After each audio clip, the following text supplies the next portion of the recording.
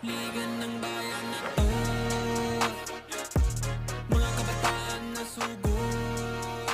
Junior, MPBL para sa'yo. Ang liga ng bawat batang Pilipino. Liga ng bayan na to. Huwag ka matakot, kaya mo bang akyatin ang mundo? Bawat bukas may pag-asa sa'yo. Ito ang tulay ng tagumpay para lumakas ang iyong loob. MPBL, araw mo na, laro na to. Liga ng bayan na to, mga kabataan na sugod. Junior, MPBL para sa'yo. Ang liga, laro ng bawat Pilipino. Liga ng bayan na to, mga kabataan na sugod. Junior, MPBL para sa'yo. Ang liga, laro ng bawat Pilipino. Liga ng bayan na to. Junior MPBL, ang liga ng bawat batang Pilipino.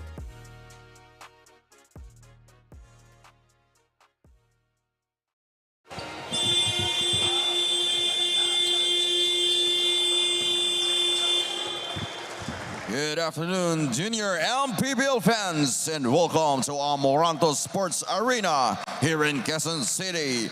This is Manny Pacquiao's Junior MPBL Playoffs, powered by TMT Play. This is the 14 under division, and it's the game 2 of the quarterfinals between the Leyte Surhomes and the Imus AJAA Ballers. And now it's time to meet the starters. First from your Leyte Surhomes. Starting at guard, number 5, Cesar Escoto. Other guard, number 23, Arthur Aureliano. And at forward, number 9, Anduel Caballero. Other forward, number 16, Brent Rosales. And at center, number 41, Hedrix Damian.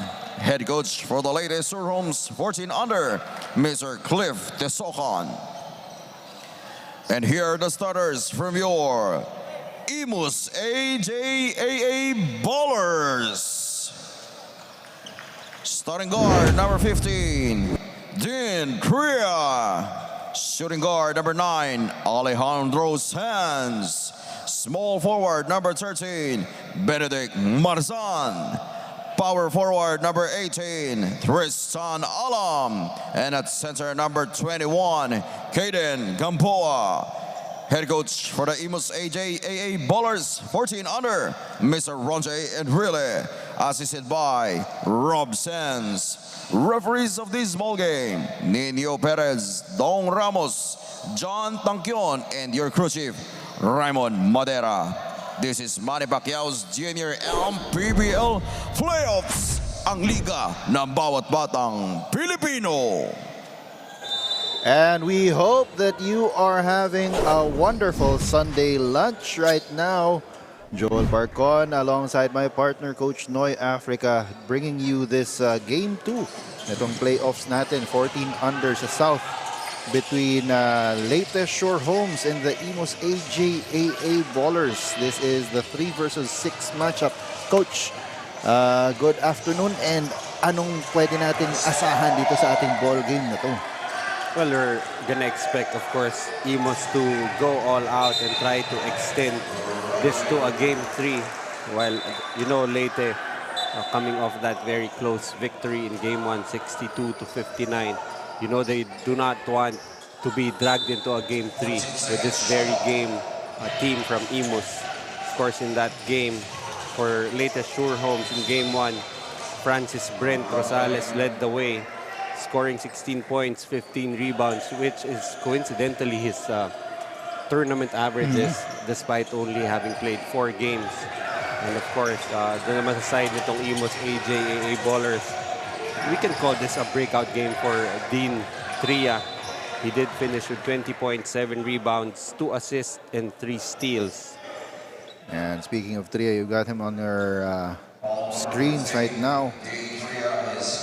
He is one of those players na talagang kita natin yung development niya. Nung simula, medyo tentative pa maglaro tuwing napapasok. Pero ngayon, he's found his confidence in his game. And he is joined in the backcourt by Alejandro Sanz.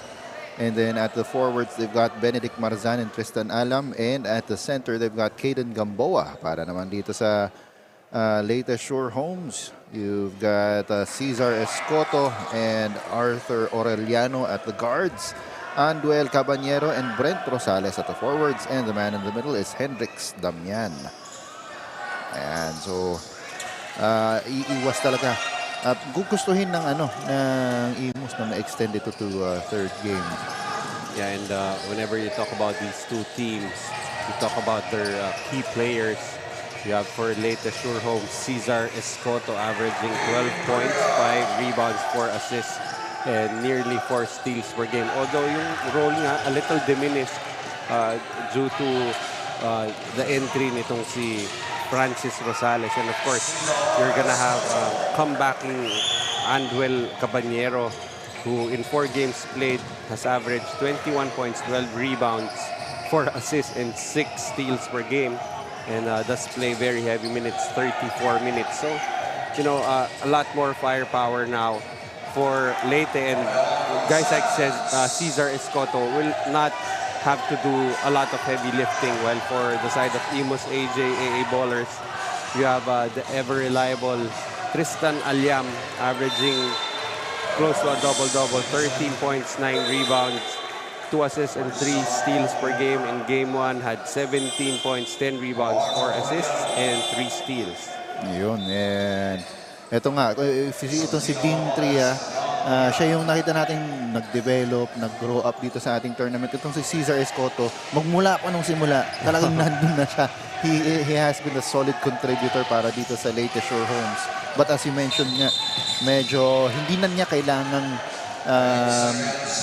tumimon ng ganong kabigat magmula nung dumating itong si Francis Brent Rosales.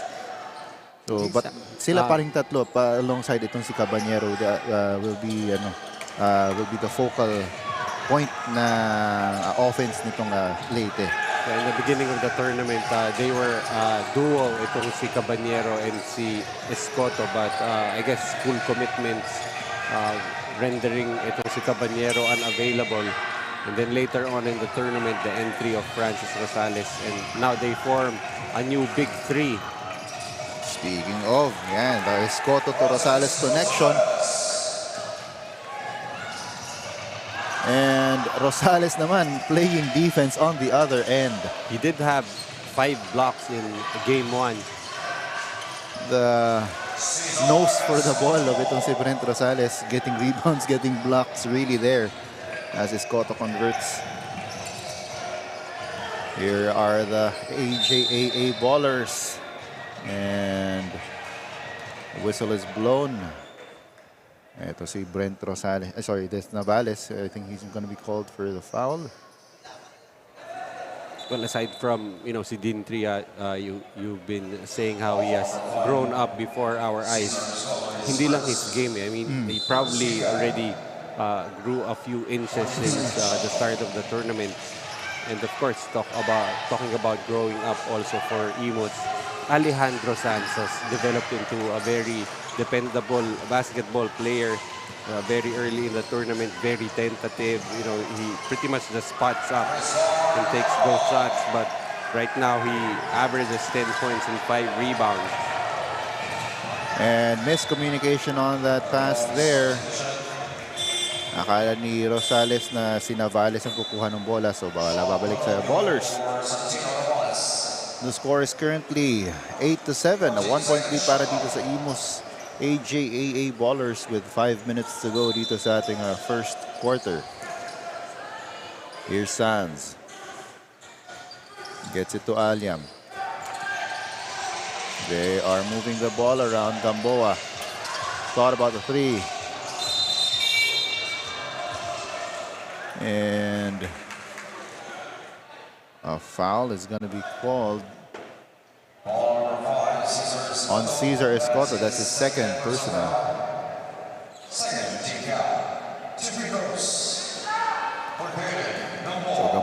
will take 2 at the line. At the start of the tournament, itong si Caden Gamboa, also one of those reliables for Coach Ron J. But as the tournament progressed, Tristan Alyam, the emergence of Tristan Alyam, really also made the role of Caden Gamboa diminished, averaging 7 points and 7 rebounds. Still very efficient production from this kid.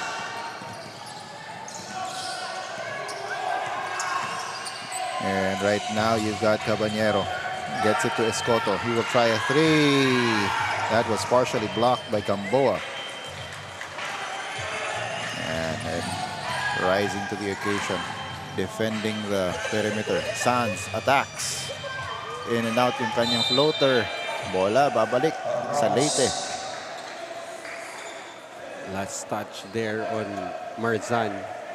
And right in front of the referees, he was trying to convince the referees na hindi siya yung tumapik.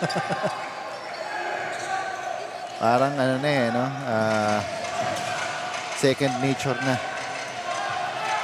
Sanz, he did not know that etong si Onde was behind him. Ball was tipped out. But he gets it again. No good, but finally Gamboa with a basket. They're gonna need a lot. The old Caden Gamboa back in this ball game if they want to force that game 3. Sanz draws a foul on that attack. It will be on Onde.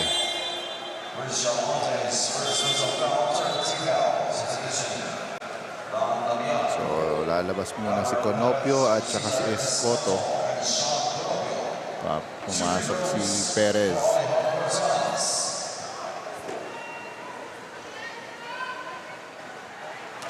First free throw by Alejandro Sanz is short. And isa pang, itong si Dean Triat, mo, siya yung nagiging vocal leader ngayon on the court para dito sa Imus. Far cry from that tentative kid. And meek. Oo, tentative meek kid nung first games nila.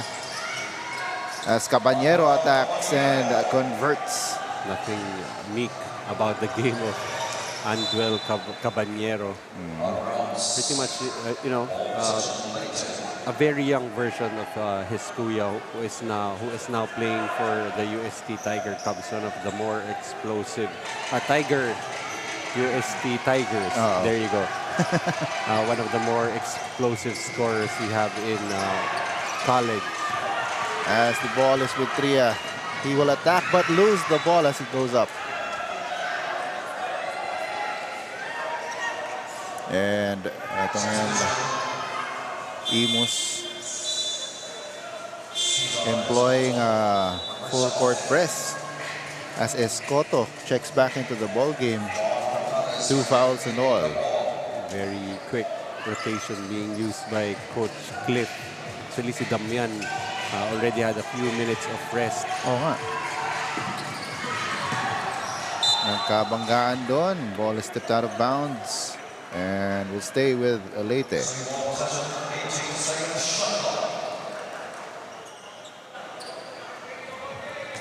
Escoto triggering the inbound. Gets it. Wanted to get it to Damian, but ball is stolen. Counter steal. And a foul is called.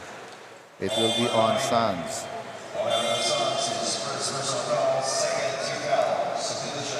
As Hazul checks into the ball game.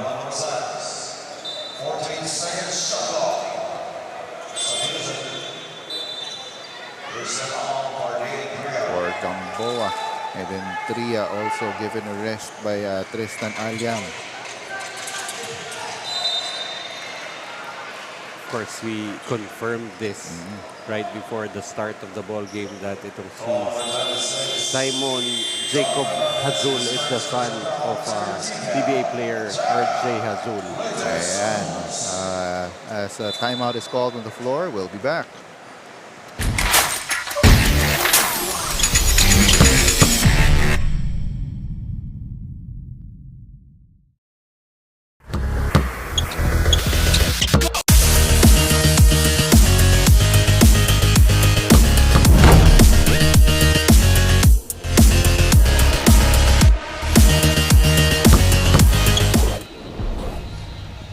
one team is aiming to end the playoffs today, and one team is hoping to extend this until Game 3. For Coach Cliff Tasocan of Leyte Homes, they had the momentum and the hunger to go further up in this league, kaya naipanalo nila ang Game 1. However, para sa laro na ito, Coach Cliff said that they will need to be aware of the game because they know it's revenge time for their opponent. On the other side of the court, Imus AJAA Ballers Coach Ferdinand Litang mentioned that the key for this game will be needing to be consistent all throughout, and they will need to be aggressive to box out their big opponents, their bigs of their opponent, and to get a shot at winning this game. And of course, as we continue to watch the games here in Junior MPBL, we want to thank our major sponsor, TMT Play, for being our constant companion here in the Junior MPBL para suportahan ang ating mga malalarong kabataan.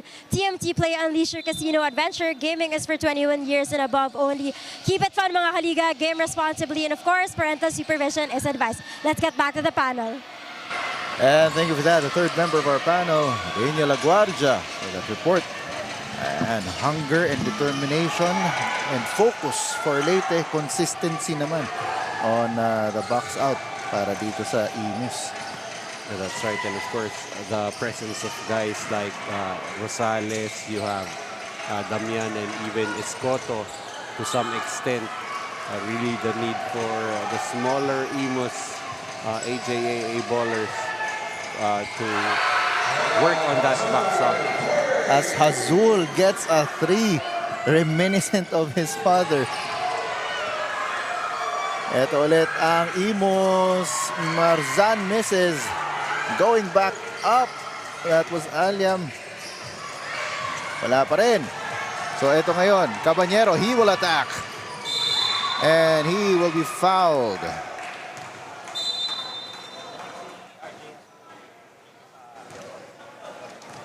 And the foul will be called on Arguelles. As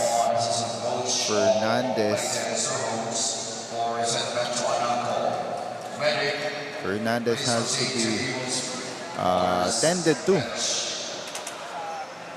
Mukhang tinamaan siguro siya.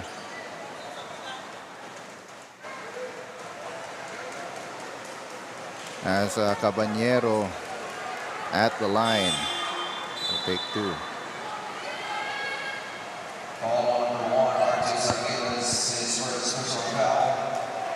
We're having our medics, of course, checking. Pasok yung unang free throw ni Caballero.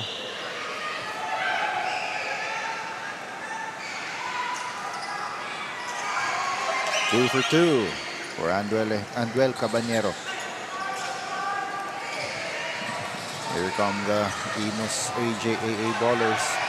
Hazul double teamed and Caballero just takes the ball away and will draw another foul on that attack. It will once again be on Arguelles. Always very aggressive in attacking the basket to see Caballero. He already has 4 points.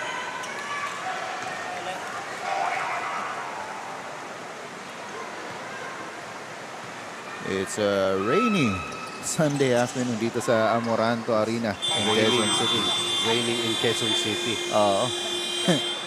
As the quarter buzzer sounds, the score is 15-11, 4-point lead para dito sa Imus AJAA Ballers over the Leyte Homes. As we take a look at the TMT Play move of the game. This was that move by Alejandro Sanz earlier. Double spin all the way to that short jumper. That's your TMT Play move of the game. We'll be back for the second quarter.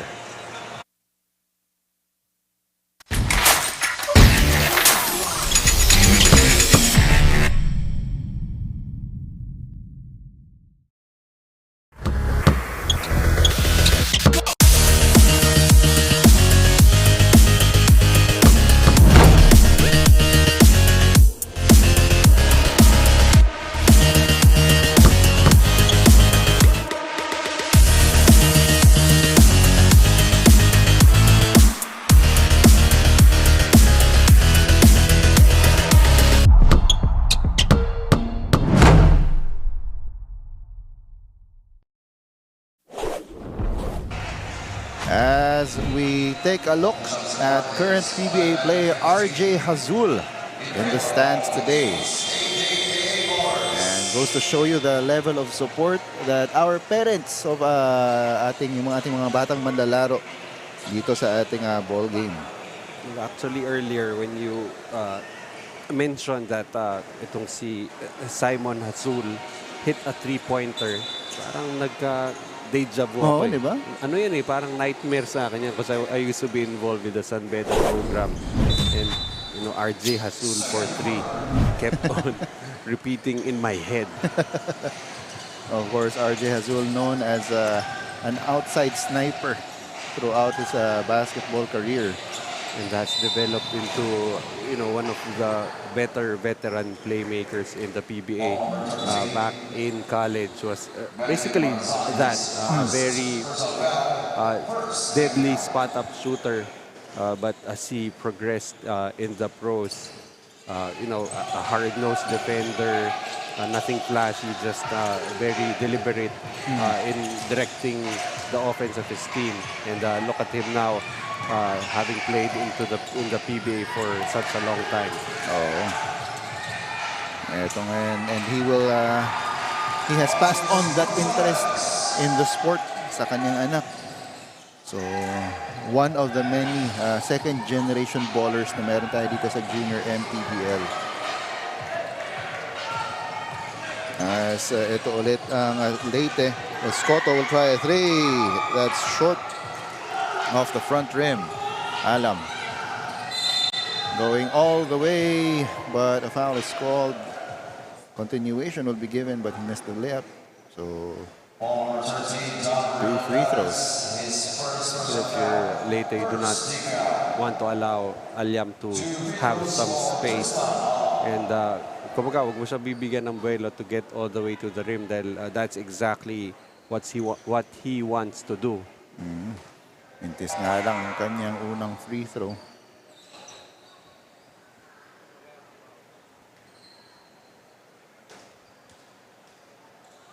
Second one on the way.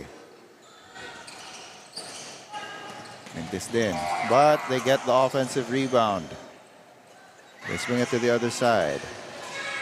Arguelles back to Alyam. Soto for the jumper. Too strong.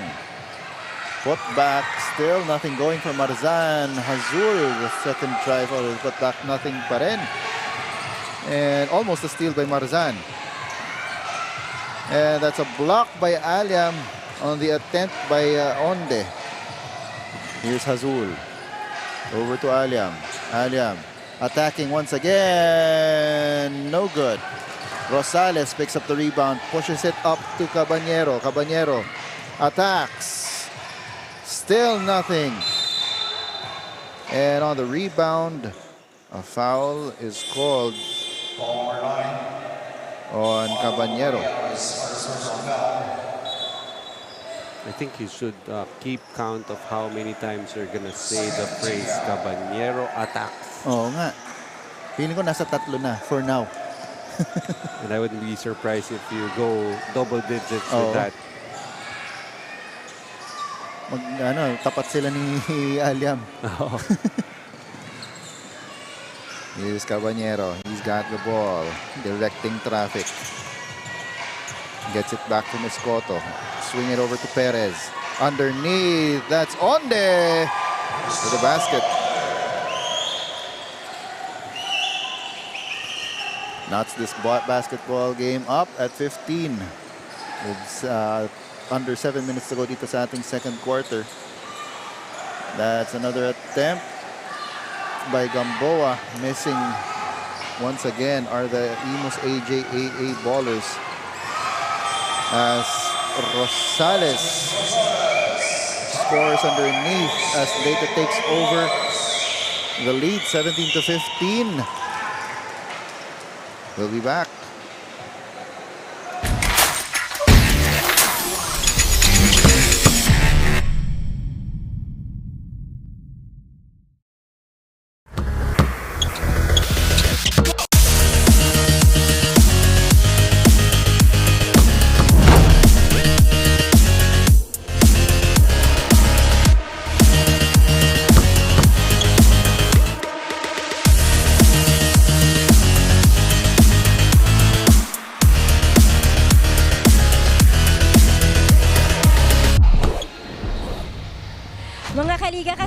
ngayon si Assistant Coach Janus Asis of Leyte Sure Homes. So Coach, kita naman natin that you guys are 2 points ahead. How do you plan on making this point difference even bigger and larger as we go through the game? Actually, yung nagpapanalo sa lahat ng games namin is yung defense namin na pressure. So, ituloy lang namin yun. Actually, naunahan kami sa pressure defense pero meron kaming ginawang paraan doon para ma-break namin yun. Tapos ngayon, kinounter namin, kami naman ang nag-pressure, so sila naman ang medyo nataranta. So, ituloy lang namin yun. Hopefully, matuloy at saka, for the second round na. Yun lang po, ma'am. Thank you so much, Coach. Of course, good luck for the rest of the game. Pero syempre, hindi natin makakalimutan ang lahat ng supporters nyo. Meron po ba kayong gustong sabihin sa kanila? Yes, to the Leyte Shore Homes family, thank you so much for supporting. Sana matuloy natin to para sa semifinals. Magkita-kita ulit tayo. And then sa mga taga-Ormoc, sa family ko dyan, at saka sa Butuan City, at saka sa Dream Big family, thank you so much. Enjoy the game. Thank you so much indeed. Enjoy the game. Kaya naman, before we go continue watching this game, we want to thank our major sponsor, TMT Play, for being our constant companion here in Junior MPBL para suportahan ang ating mga manalarong kabataan. TMT Play, unleash your casino adventure. Gaming is for 21 years and above only. Keep it fun, mga